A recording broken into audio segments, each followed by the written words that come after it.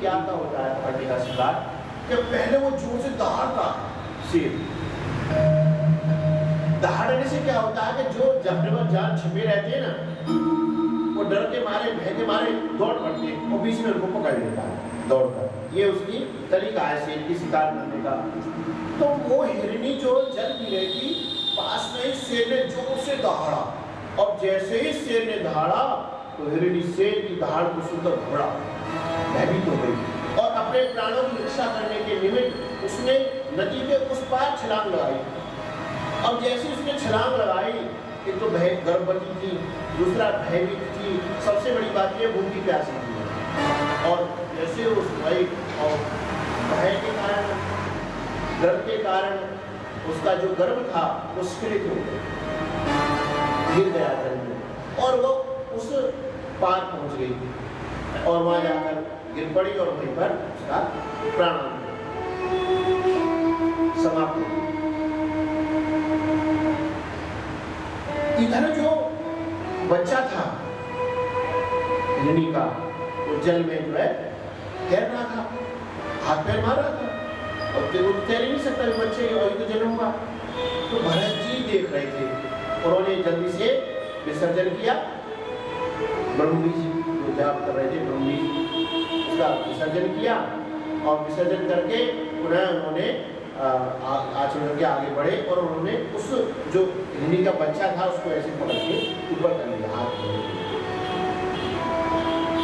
उठा के लेके आए, बाहर आए, जमीन पर रख दिया, वस्त्र बदले, कमंडल में जल भरा।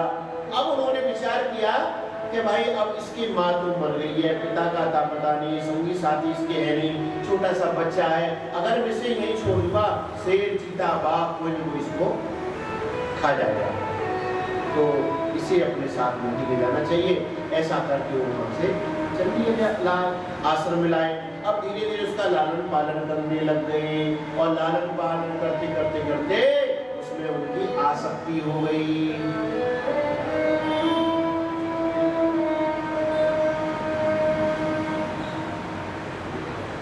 यह समझना है, दया तो करनी चाहिए, आसक्ति नहीं करनी चाहिए। भाई कोई दया धर्म का मूल है, पाप मूल अभिमान।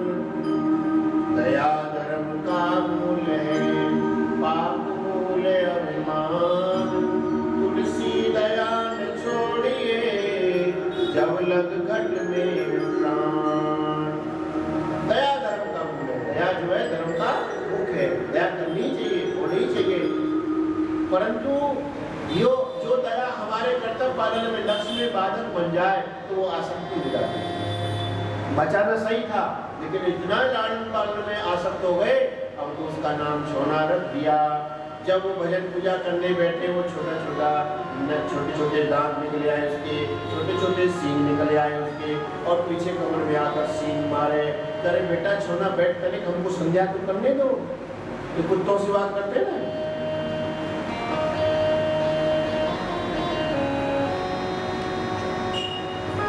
Tony Blair, Barack Obama, Bill Clinton, कुत्तों के नाम रखते हैं। तो वो बात करते हो, गोद मिला के सो जाता, लाड प्यार करते। अब उनकी जो भजन पूजा संध्या थी वो सब की सब छूट गई। दिन रात उसके लालन पालन बड़े करने लग गए। कहते समय थोड़ा और बड़ा हुआ, और बड़ा होने पर एक बात की बात है, जंगल में कुछ जानवर आए, हिरण आए, और उन हिरणों को देखकर वह हिरण का बच्चा थक जाने की भाषा अपने जाति समाज में होता ही है, वो उनके साथ में चला गया। और वो स्नान करके आए, संध्या करके आगे देखा आश्रम में कुछ है ही नहीं। हिरण का बच्चा इधर उधर ढूंढा, एक जंगल, दो जंगल, तीन जंगल, नदी किनारे सब देख के आए, घोड़ा गए, चिंतित हो गए। करे पता नहीं नन्हा सा बालक था, इसका कोई नहीं था। अरे शेर खा गया, चीता खा गया, बाघ खा गया, कौन खा गया, इसको हिंसक जानवर ने मार डाला। छोटी छोटी इसकी आंखें थी, मुझसे लाड प्यार करे, सीमा वो उसका चित्र। और अंत समय तो आ ही गया था, बुढ़ापा तो वही घर पे ही हो गया, या आराधना कर ही रहेंगे, और उसका चिंतन करते करते शरीर छूट गया। तो अगले जन्म में हिरण बन गए।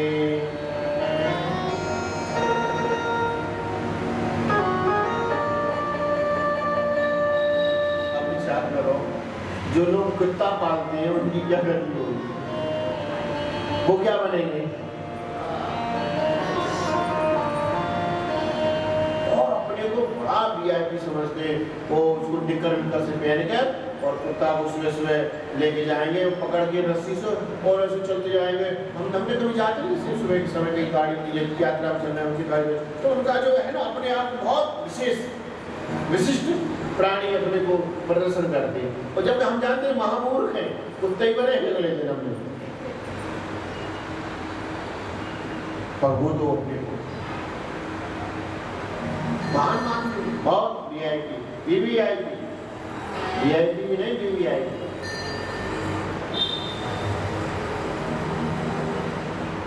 हिरण बन गए, लेकिन जो की हुई तपस्या होती है ना, वो कभी निरर्थक नहीं जाती है। भगवान के प्रति की हुई आराधना कभी निरर्थक नहीं जाएगी। उनका विवेक जो था वो जागृत रहा। अब हिरण के शरीर में पहुंच के विचार कर रहे हैं, क्या मैंने अपने राज्य का त्याग किया, धर्म पत्नी का त्याग किया, अपने बेटे का त्याग किया, बेटियों का त्याग किया, बहुओं का त्याग किया, और अपने पुत्र पौत्र का त्याग किया, संपत्ति का, राज का, अपने पिता का त्याग किया, और मैं अगर आसक्त हुआ तो किसमें हुआ? हिरण में, जानवर में। परिणाम मेरे जीवन को निकाल,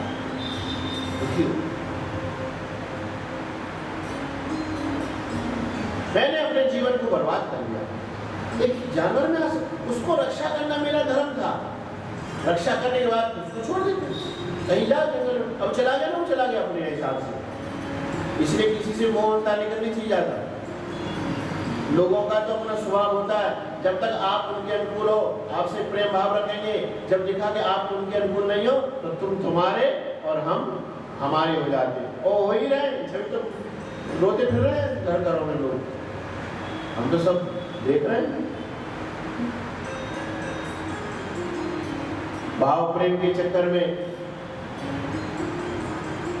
डिप्रेस कहते हैं, पता नहीं क्या कहते हैं,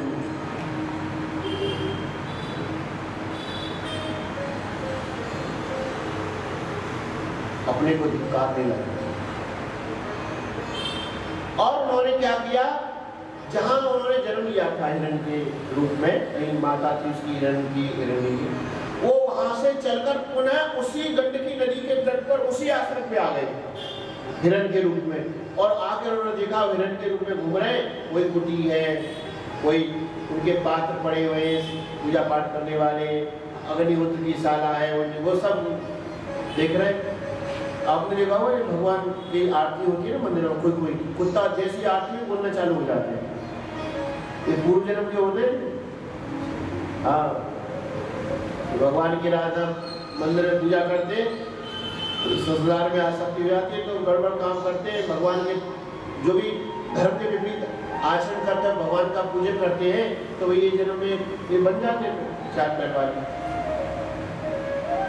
सावधानी से करना चाहिए सब काम, निष्कपट और एकदम पूरी पवित्रता के साथ।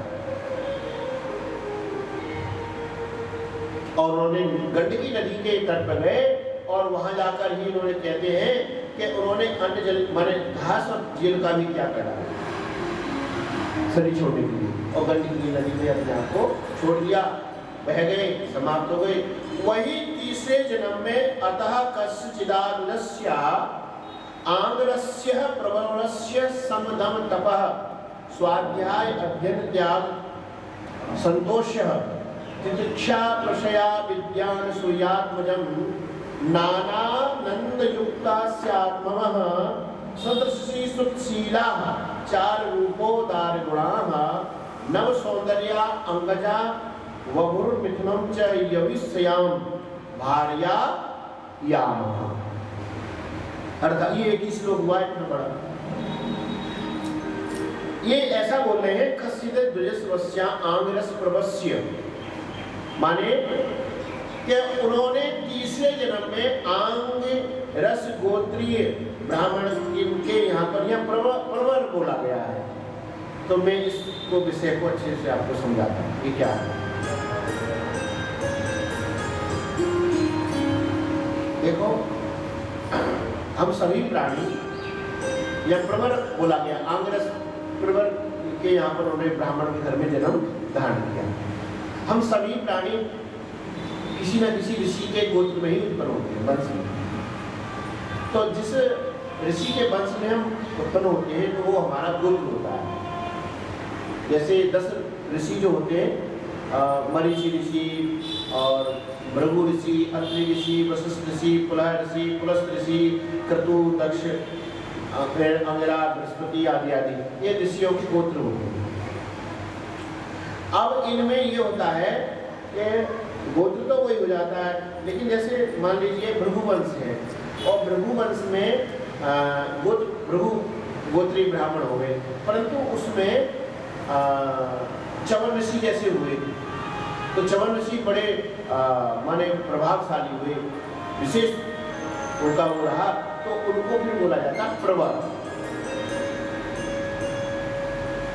की शाखा में, चवन ऋषि की वाली शाखा में जो ब्राह्मण उत्पन्न हुए तो वो उनका बन जाता है प्रवर, और गोत्र प्रभु रहता है। इसी प्रकार से आंगरस प्रवर नाम के ब्राह्मण के यहाँ पर उन्होंने जन्म धारण किया। कैसे थे वो ब्राह्मण? सम दम, ये ब्राह्मण के लक्षण है, ये ब्राह्मण की संपत्ति है, धन दौलत संपत्ति, ये ब्राह्मण को मान्य नहीं मानी गई, माने इसको मान्य नहीं माना गया। ब्राह्मण किससे धनवान है? बोले सम दम स्वाध्याय तितिक्षा अध्ययन संतोष तितिक्षा विद्या अध्यात्म ज्ञान, ये ब्राह्मण की संपत्ति है। इससे ब्राह्मण जो है धनवान माना गया है। क्षत्रिय का धन पावर किससे मानी गई है? बोले बल ही उसकी पावर है, सामर्थ्य, वीरता, शूरवीरता, साहस, धैर्य, ये उसकी सामर्थ्य।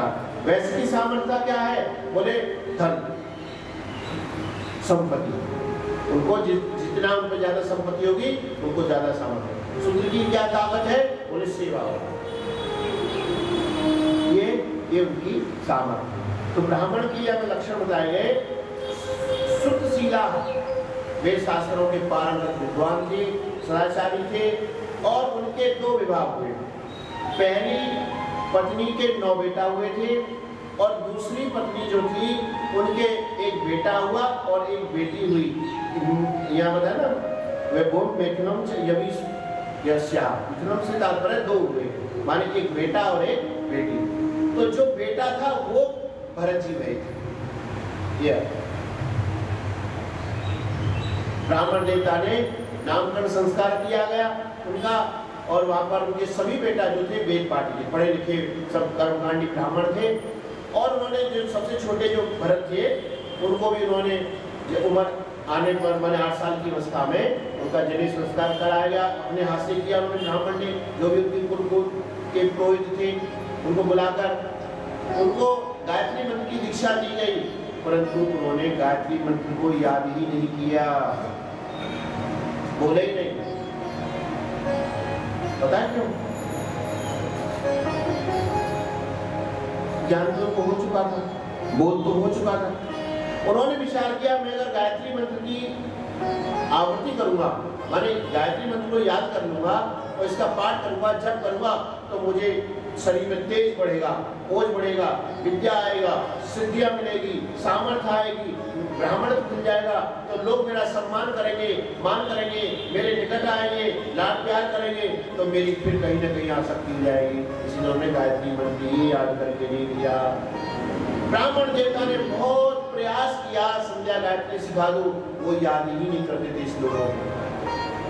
उन्होंने पूरा प्रयास, जब गायत्री मंत्र नहीं सीखे, संध्या गायत्री नहीं सीखे, तो वेद पाठ तो सीख ही नहीं सकते, अधिकारी नहीं वेद पढ़ने के। पिता की बहुत इच्छा थी कि बेटा को मैं वेद पढ़ा दूं, लेकिन कैसे पढ़ाऊं, पढ़ के नहीं दिया। उन्हें मालूम था कि मैं विद्यावान बन जाऊंगा तो लोग मेरा सम्मान करेंगे, मान करेंगे, फिर कहीं ना कहीं आसक्ति हो जाएगी निकट आने पर। इसलिए वो जो है चुप शांत रहते, न बोलते, बैठे तो बैठे, खड़े तो खड़े, खा रहे तो खा रहे, चले चल रहे। इसलिए उनको कहने लगे जड़ की समान। वो जड़ नहीं थे, तो आत्मज्ञानी थे, परंतु वो जड़ के, इसलिए उनका नाम रखा गया जड़ भरत। मूर्ख बन के रहते थे।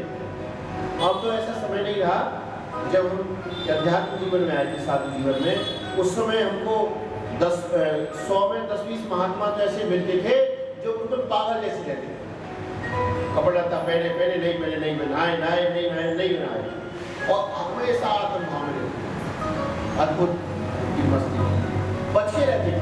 मैंने कोई महात्माओं से पूछा कि आप ऐसे क्यों रहते हो, गंदे संदे कपड़ा फटे पुराने ऐसे बावरों से इधर कहीं बैठ जाते हो अच्छे से? बोले नहीं, बोले समाज से बच के रहना है, इस प्रकार से ही रहना पड़ता। अवधूत ये दो थे ना, माने नर्मदा किनारे जो वासुदेवानंद सरस्वती दंडी स्वामी जो थे गढ़ुरेश्वर में, तो उनके शिष्य थे अवधूत महाराज, रंगावधूत जिसमें कहते हैं, और उन्होंने नारेश्वर में आश्रम बनाया है नर्मदा किनारे। हम परिक्रमा में थे, सब हम घूमे वहाँ पर, वो ऐसे ही रहते बस, रंगावधूत एकदम भक्कड़। इस प्रकार से उनका स्वभाव हो गया।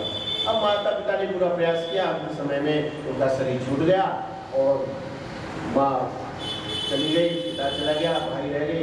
भाई तो भाई होते, थोड़ा बहुत लगाव प्रेम तो होता ही है, लेकिन भाई उनकी पत्नियां थी 9 की, और वो कहते काम धंधा कुछ करे नहीं, और खा पी के एकदम मस्त रहते थे। जो मिल जाता रूखा सूखा उसको भगवान का प्रसाद मानकर पा लेते, तो प्रसन्नचित रहने से उनके शरीर में कोई रोग नहीं, कोई विकार नहीं, उनका शरीर एकदम हृष्ट पुष्ट बने।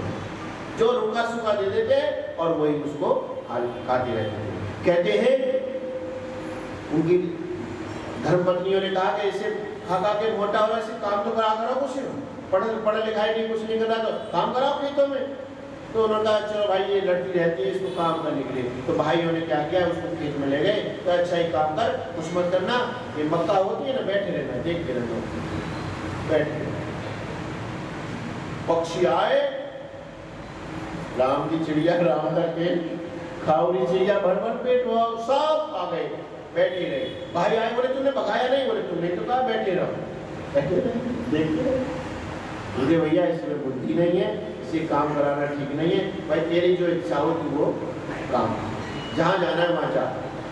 और इस प्रकार से और फ्री हो गए। अब तो जहाँ मन होता साधु साण सांप, यदि कोई ठिकाना नहीं होता, जिधर मूड वाला इधर गर्दन झुकी उधर ही निकल जाते। इस प्रकार से वो संसार में भ्रमण करने लगे। बोलो गोविंद भगवान की।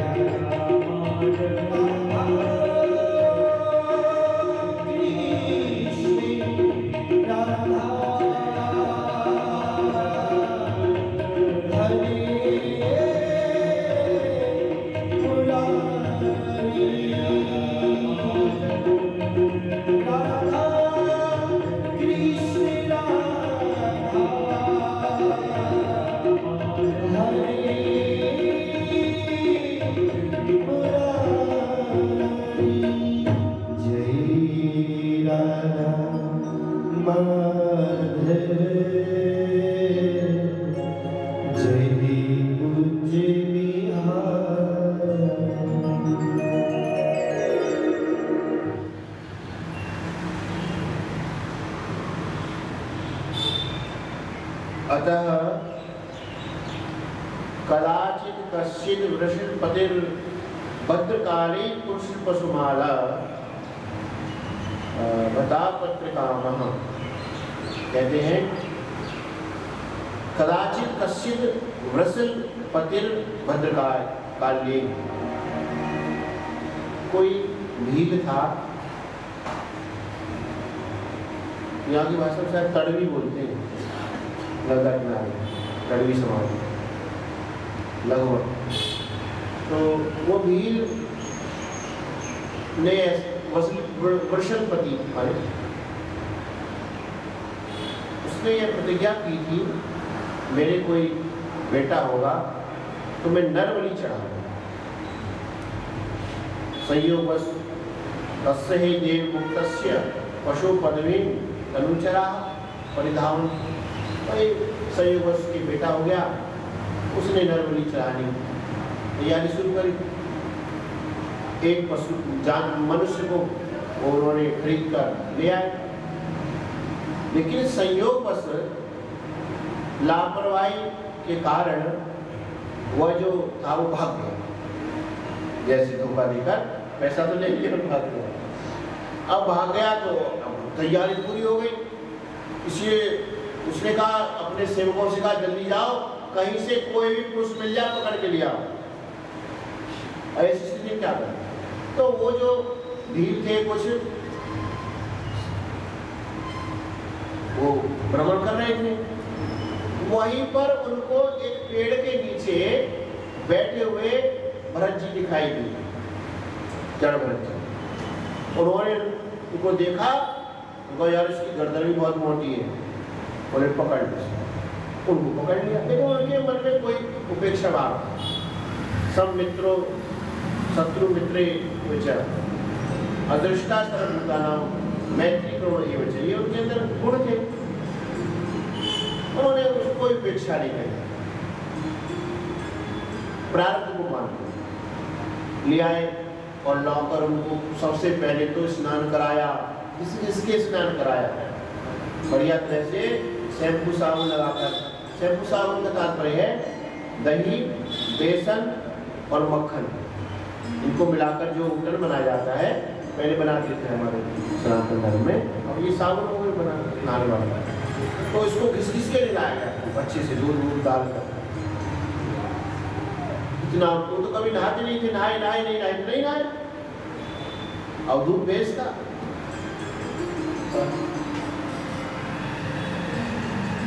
नए कपड़े पहनाए, थापक धुआ चंदन खूब पोता गया, अगर इत्र खूब लगाया गया, फूलों की माला पहनाई गई, एकदम सजा दिया तुझे।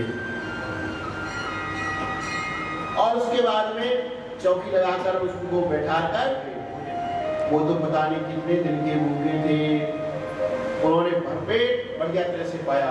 अब भीड़ देख रहे थे, मतलब इसको कोई डर ही नहीं है, कोई भय ही नहीं है, इसे ये मालूम ही नहीं है कि इसको मरने वाला है, वो बढ़िया तरह से भोजन पा रहा है। पान मान दिया, हाथ पैर धुलाए, और उसके बाद रात्रि के समय वो काले वाले मुंह करके और ऐसे वाह करते हैं, देवी भी आ जाती है, तो इस प्रकार से करने लगे। हाँ वो अल्लाह धोनी लगा दी, चिल्लाने लगे, देवी सिरा गई और उनको चौकी पर बिठाया गया, तिलक लगाया गया और गर्दन नीचे करके तलवार के द्वारा जो भील था उसने प्रहार किया देवी के लिए। जैसे ही देवी के लिए वे चढ़ाई, उसी समय भद्रकाली मैया वहां पर प्रकट हो गई। जयंती मंगला काली भद्रकाली कृपालिनी दुर्गा क्षमा शिवा दात्री स्वाहा सदा नमोस्तुते। मां भगवती काली प्रकट हो गई भद्रकाली, और उन्होंने उसी समय जिस तलवार से वो मार रहा था, तलवार को पकड़ के उसी तलवार के द्वारा उसकी गर्दन को काट डाला, अन्य सैनिकों को मार डाला और अपने भक्त भरत जी के सिर पर हाथ ऐसे रखकर और वहां से अदृश्य। अब तो भैया फिर चल दिए घूमने, घूमते रहते किसी नदी किनारे, पेड़ के नीचे, जहाँ मन होता। कहते हैं एक बार की बात है, सिंधु सौवीर देश के राजा थे, रघुवंशस्य व्रजते इक्षु मत्स्यातटे तत्कुलपति नाम शिवकावा।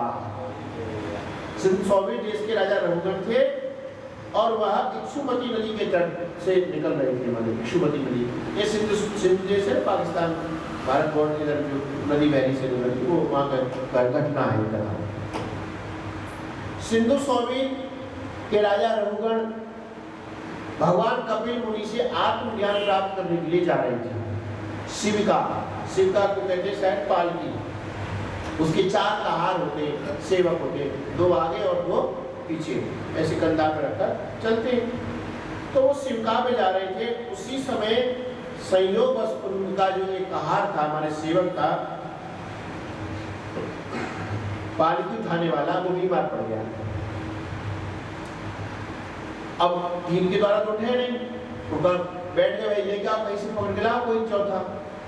तो वहां पर जड़ भरत जी घूम रहे थे कहीं नदी किनारे, वो तो ऐसे घूमते रहे, उन्होंने उसको पकड़ लिया, बोले चल तेरे को पैसे मिलेंगे और राजा की पालकी ढो। पकड़ लाए को, उनके अंदर जो है आग्रह अनुग्रह आदि नहीं था, प्रारब्धवश जो जीवन होता शांत रहता है, सब घट मेरा साइया खाली घटना हो, ये उनके अंदर भावना था।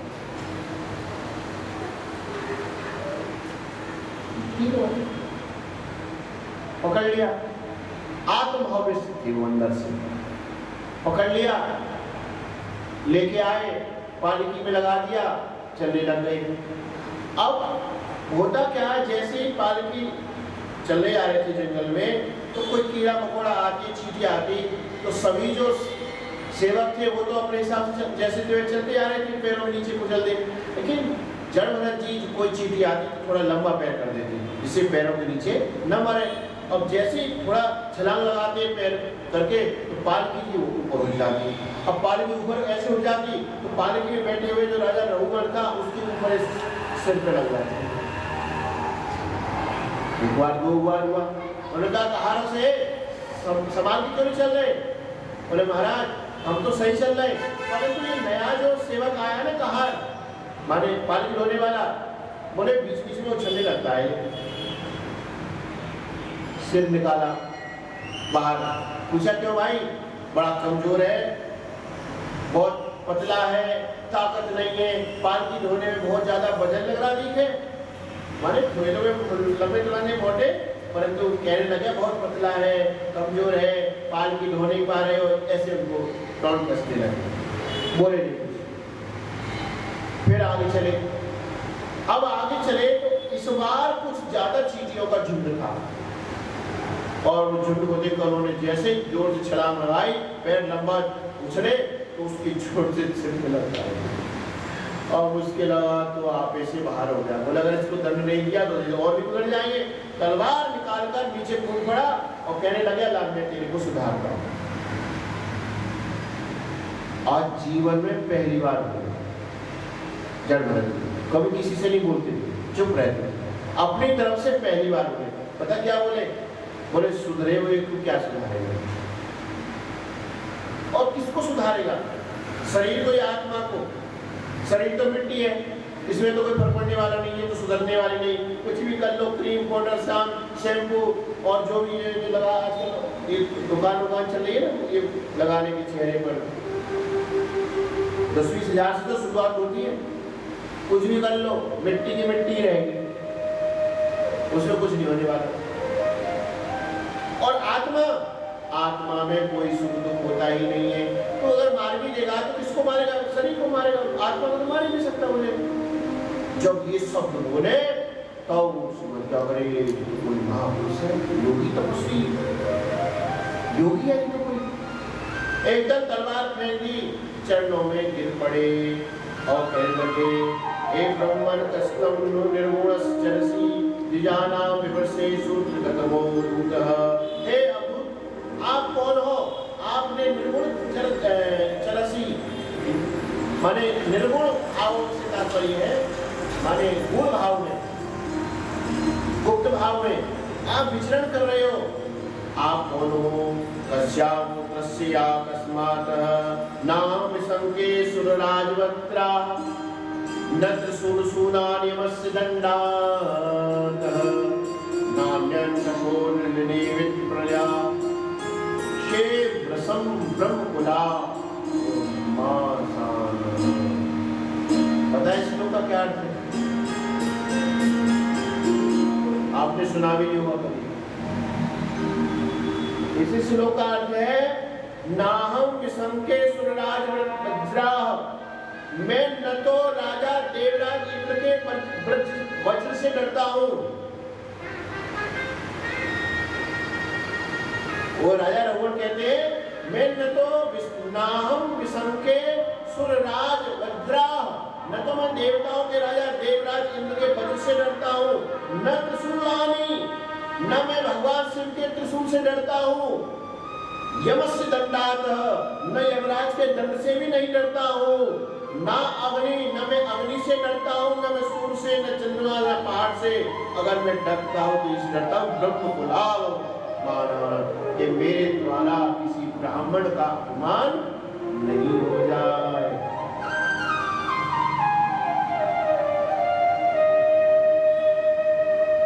इससे मुझे भय नहीं है, अग्नि से, जल से, पत्थर से, पहाड़ से, समुद्र में डूब जाऊं, कोई भय नहीं है मुझे। यमराज के दंड से भी भय नहीं है, त्रिशूल से भी भय नहीं है, देवराज के वज्र से भी नहीं। बस वह मुझे क्या है? शंके विषम ब्रह्मकुलाव माना, मेरे द्वारा किसी ब्राह्मण वंश के ब्राह्मण का कोई अपमान न होगा। प्रवंश की ये प्रभुताई, प्रवंश की ये प्रभुताई, निर्भय होई जो तुम्हें डराई, निर्भय होई जो तुम्हें डराई। प्रवंश की ये प्रभुताई, निर्भय होए जो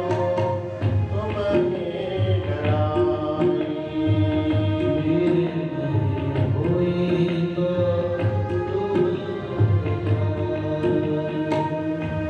विप्र वंश की यह प्रभुताई, ब्राह्मण वंश की यह प्रभुताई है। बोले क्या?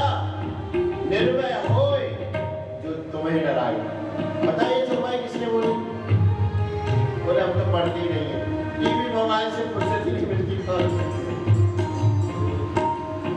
भगवान राम ने परशुराम से कहा है, जब भगवान राम ने धनुष तोड़ दिया तो भगवान परशुराम महेंद्र पर्वत से, महेंद्र पर्वत कहाँ है? गोवा, आसाम, वहां पर भगवान तपस्या कर रहे थे परशुराम भगवान। जब उनको मालूम पड़ा कि मेरा शिव का धनुष तोड़ दिया तो वहां पर तुरंत आए अयोध्या में, नहीं जनकपुरी में, और जनकपुरी में आए और वहां तक पहुंचे। वहां पर भगवान राम ने परशुराम से कहा कि हे प्रभु, निर्भय हो जो तुम्हें डराए। विप्र वंश की यह प्रभुताई, ब्राह्मण वंश की यह प्रभुता है, ये सामर्थ्य है कि निर्भय हो जो तुम्हें डराई। संसार में यदि उसे निर्भय जीना है तो वह आपसे डर के जिए। बोले क्यों? यदि आपसे डर के नहीं जिया तो भैया एक चम्मच जल छोड़ो, स्वाहा।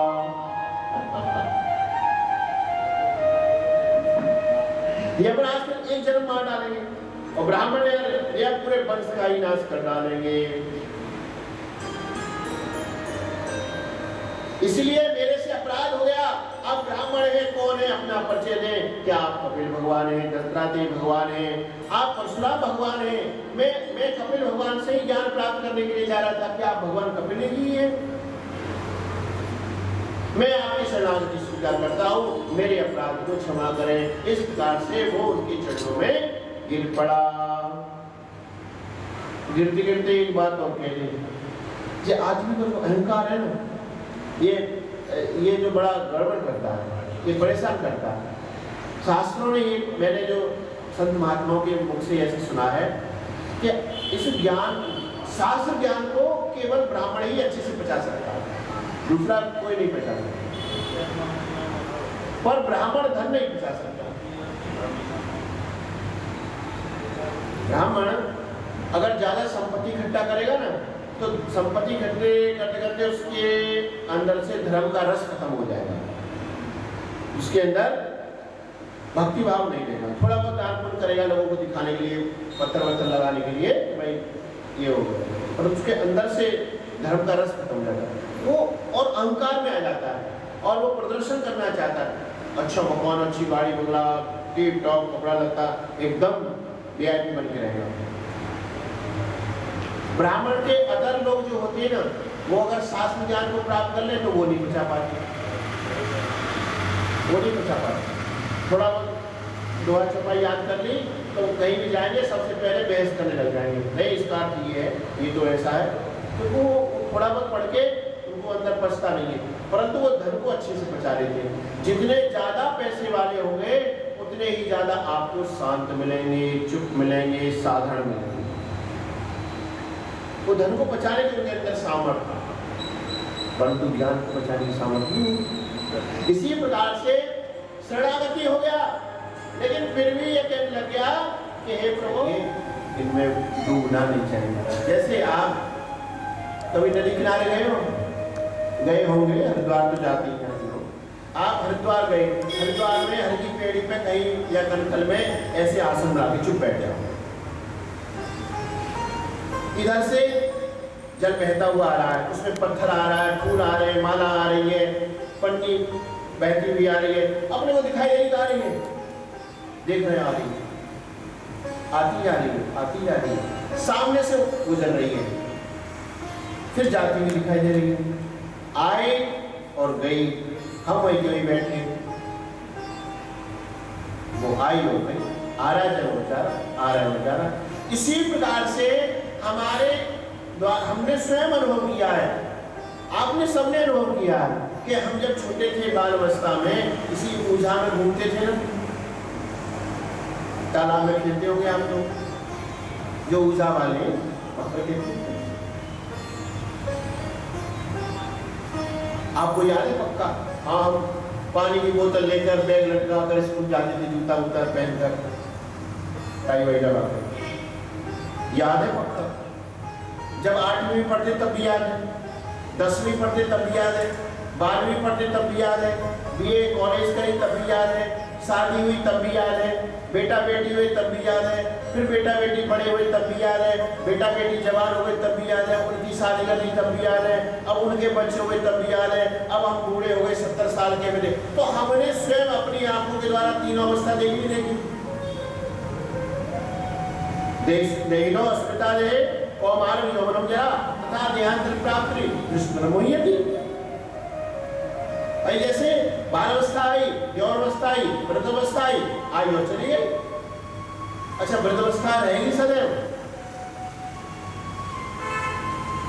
कब छूटता है कोई भरोसा नहीं।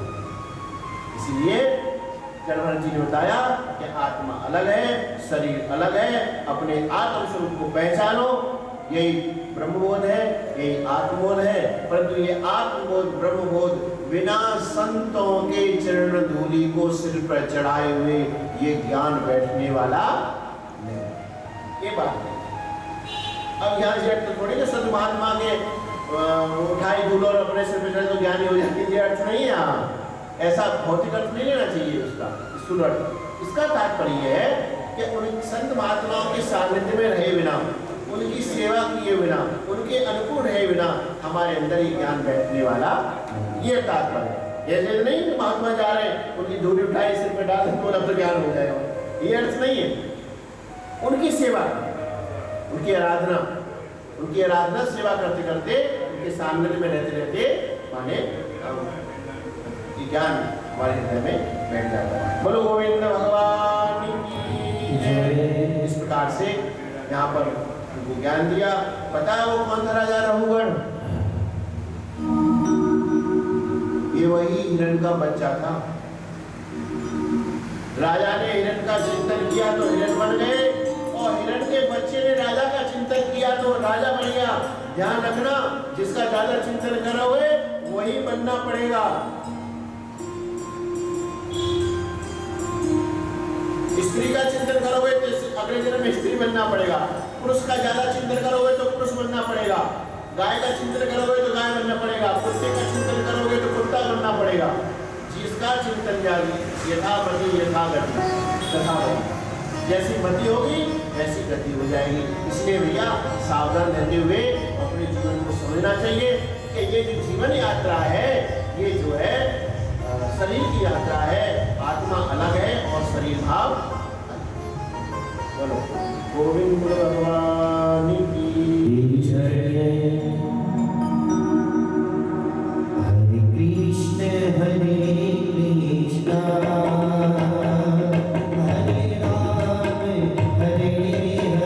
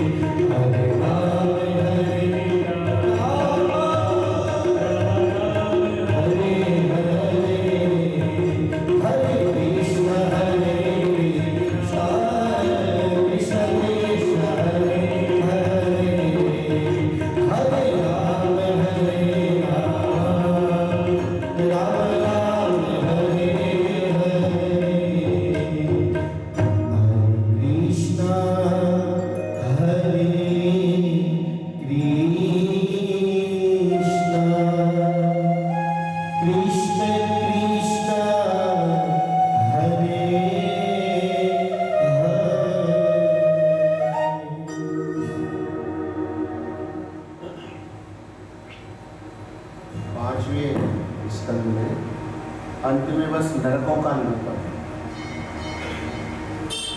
तो ये नरक कहाँ है? जो भूमंडल है, भूमंडल के दक्षिण दिशा में नीचे की ओर रख लो, लड़का ये दक्षिण दिशा के नीचे की तरफ ओर है।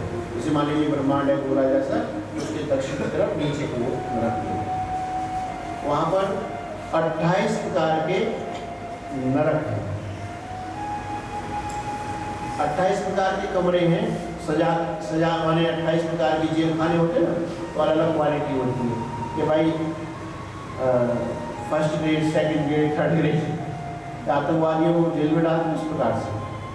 तो यहाँ पर इसमें स्पष्ट रूप से बताया गया है कोई व्यक्ति कोई कैसा कर्म करता है उसको कैसा पाप मिलता है और कौन सा नरक मिलता है। इसमें 28 है, 2-4 का मैं आपको बता देता हूँ जिससे सावधानी थोड़ी बहुत तो हो ही जाए।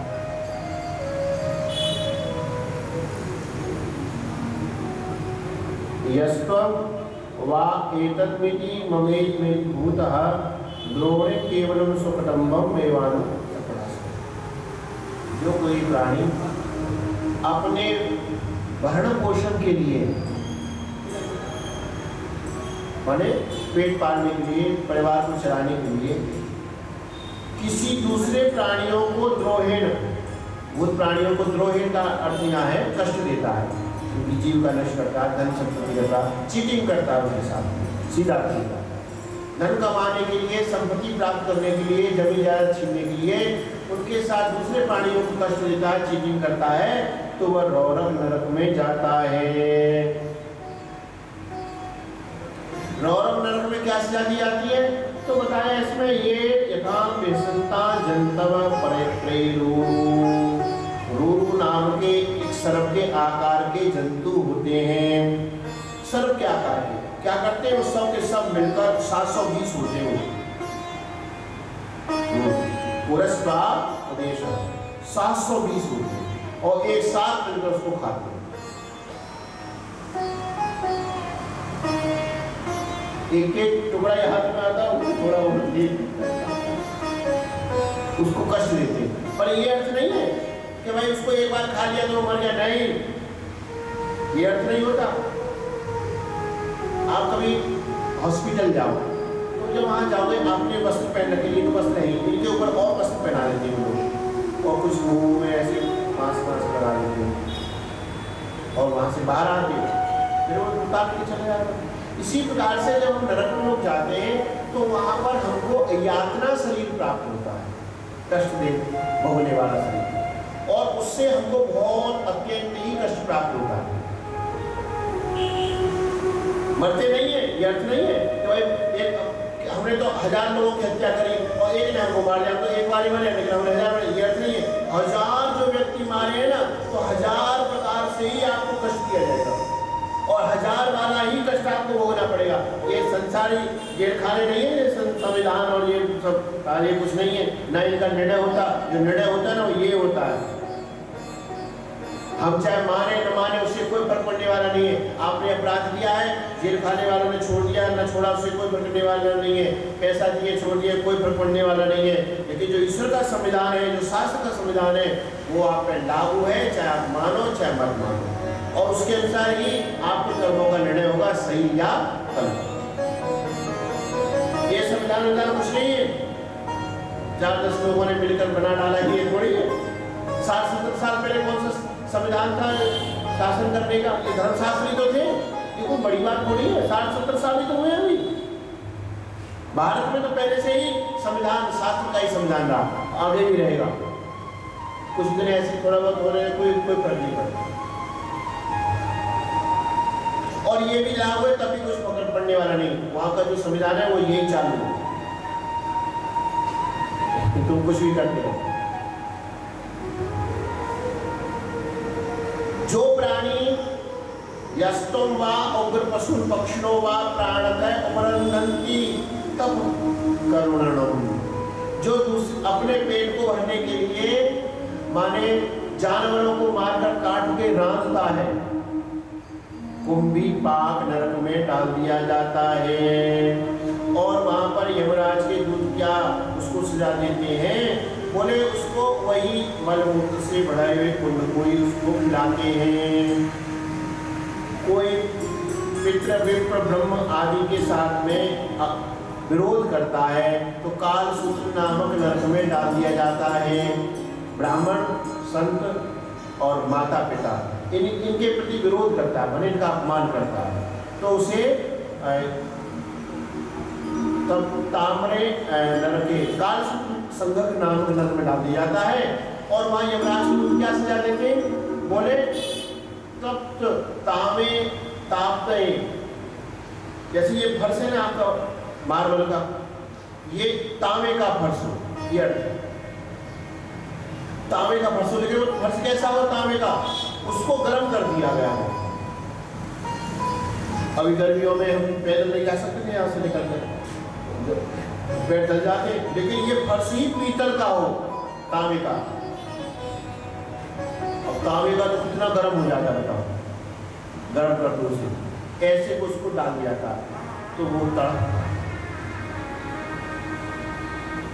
जहाँ उसके हाथ पैर ऊपर उछलता है, नीचे गिरता है, उछलता है, इस प्रकार से उसको कष्ट प्राप्त होता है। जितनी मात्रा में कष्ट दिया उतनी मात्रा में उसको कष्ट भोगना ही है। ऐसा नहीं कि वो मर जाएगा छूट जाएगा, नहीं नहीं, इतनी मात्रा में उसको भोगना पड़ेगा, मरेगा नहीं। जो कोई प्राणी अपने वेद पथ ना पद्य कथाए पाखंडम च उपगतस तमसी असी पत्र वनम नामक वन में डाल जाता है। इसी तात्पर्य है जो अपने सनातन वेद धर्म का त्याग करके अन्य मत मतांतर में चले जाते, अन्य संप्रदाय में चले जाते, अवैदिक धर्मों को स्वीकार कर लेते हैं, असी पत्र वन नामक वन में डाल दिया जाता है और वहां पर यमराज के दूत उसको कष्ट देते हैं। वेदना मुक्ति पदे भाला उसके शरीर में छेदते हैं, पूरे शरीर में भाला ही भाला, ये उसको कष्ट दिया जाता है। जो कोई प्राणी यस्तम वै राजा राजपुरुषो वा अदंडे दंडम प्रणयति ब्रह्मणो वा शरीर दंडम स पापीयानम नरके मूत्र शूकर मुखे विपत्ति त्रावणे। जो कोई प्राणी किसी राज दरबार में, संविधान में, न्यायालय में झूठी गवाही देता है तो उसे सूकर मुख नामक नरक में डाल दिया जाता है और वहां पर यमराज के दूत उसको सजा देते हैं। अगर हम झूठी गवाही देते हैं ना, झूठ बोलते हैं, किसी की झूठे बन जाते हैं ना, ये सब हमारे पितृ लोग जो हमारे पितृगण होते हैं ना, वो भी नरक में जाके गिरते हैं।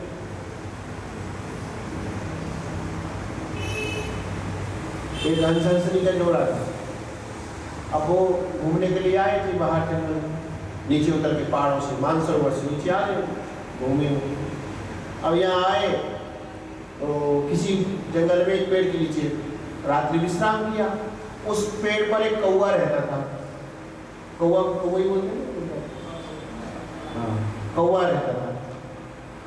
अब सुबह दिन हुआ, रात्रि के समय पक्षी यात्रा नहीं करते, विश्राम करते हैं। सुबह दिन हुआ तो जो है हंस हंसनी का जोड़ा और वहां से चल दिया।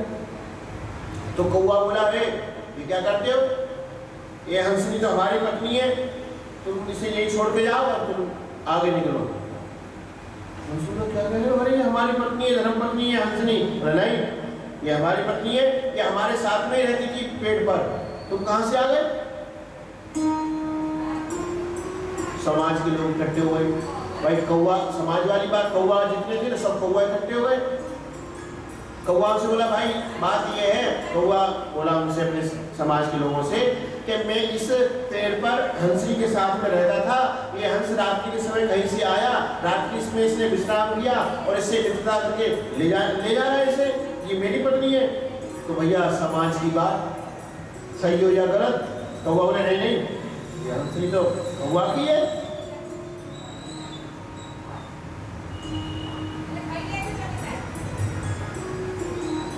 क्या करें, वो समाज बहुत थी। केस दायर किया न्यायालय में, वकील बने, साक्षी बने, केस दोनों का सुना न्यायाधीश ने। कौवा कहता, महाराज मैं जंगल में इस पेड़ पर हंसनी के साथ में रहता था, रात्रि के समय ये हंस आया, हमने इसको रहने के लिए व्यवस्था दी, आश्रय दिया, और सुबह हमारी पत्नी को लेकर जा रहा है। ये हंसनी मेरी है, लेकिन मेरी बात पर आपको विश्वास नहीं है तो इन सब से पूछो। तो कौवा तो थे उनके साथ समाज के, हमारा सही बात है। हंस बोलने लग गया, हम मानसरोवर के रहने वाले हंस हंसनी हैं, हम भ्रमण करते हुए नीचे आए थे समतल भूमि में, हमने रात्रि के समय विश्राम किया, सुबह हमें जाने लग गए तो उन्होंने हमारी रथ हंसनी को छीन लिया। महाराज आप बताओ कहाँ हंस और कहाँ हंसनी, इनकी मित्रता तो हो ही नहीं सकती।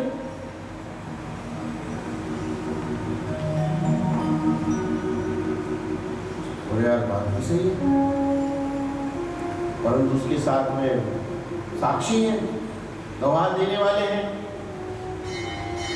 जैसा बोला अच्छा भाई कल करेंगे इसका निर्णय, आज विसर्जन करो। अब चोर की दाढ़ी में तिनका, कौवा बोला गड़बड़ नहीं हो जाए, तो कौवा हंस जज के घर में पहुंच गया प्लेट पर, कहने लगा साहब, बोले हाँ, बोले फैसला हमारी तरफ होना चाहिए। जज साहब बोले हमें क्या मिलेगा, आप जो कहो वो मिलेगा, लेकिन फैसला हमारी तरफ होना चाहिए। जज साहब बोले भाई ऐसा हम सुनते आ रहे हैं कि कौवा जो पितरों के दूध होते हैं, हमारे जो पितर जहाँ उन्होंने जन्म, हमारे पिताजी हैं, जैसे हमारे पिताजी ने इस समय कहाँ जन्म धारण कर रखा है, क्या बन के रहे, क्या आप हमें मिला सकते? बोले हाँ महाराज ये तो चुटकियों का काम है, हम मिला देंगे आपको। चलो ठीक हो जाएगा फैसला। दूसरे दिन अदालत लगी और उस अदालत में सब बैठे हुए थे और वहाँ जज साहब ने फैसला दिया कि भाई ये कौवा जंगल में रहता था, हंसनी वहाँ पर साथ में रहती थी पहले से ही, ये मानसरोवर से ये हंस आया, रात्रि विश्राम किया और सुबह ले जाने लग गया, ऐसा नहीं हो सकता। और पूरे कौवा इस बात के साक्षी हैं कि ये पहले से ही रहती थी। कौवा ने कहा हाँ महाराज हम साक्षी हैं। अब रह गए उतरे, जज साहब बोले भाई अब अपना वचन, बोले चलो। अब वो जो कौवा था वो जज साहब को लेकर घूमता हुआ एक गांव में पहुंचा, देहाती गांव में।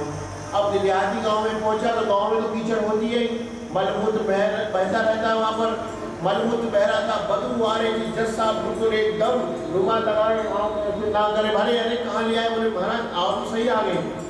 चलते चलते ऐसे सबसे ज्यादा कीचड़ थी, बदबू आ रही थी, वहीं पर कौवा बैठ गया और वहां पर एक कीड़ा जो घूम रहा था, बोले महाराज आओ जल्दी आओ। बोले जिरे तुम्हारे पिताजी।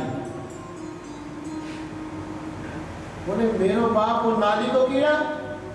बोले जागो बेटा, ऐसे निर्णय करे अदालत में, बागो बाप से सुन को कोई थोड़ी ना है, तो नाली को कीड़ा ही बनेगा। तो जो हम जैसे काम